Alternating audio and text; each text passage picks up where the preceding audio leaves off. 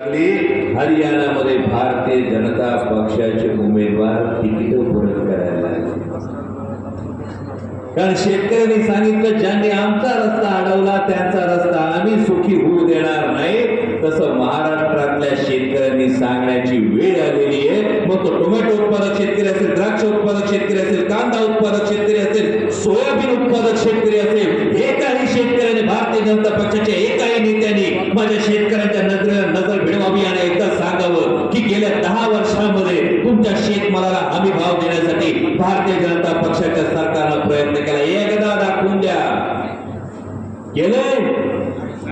मग आता फक्त निवडणुकीच्या तोंडावर जर कोण मखलाशी करायला येत असेल तर ज्यांनी आपल्या ताटात माती घालवली त्यांची काळी पाप विसरू नका. एवढंच तुम्हाला कळकळीचं सांगणं. आता चांदवड तालुक्यात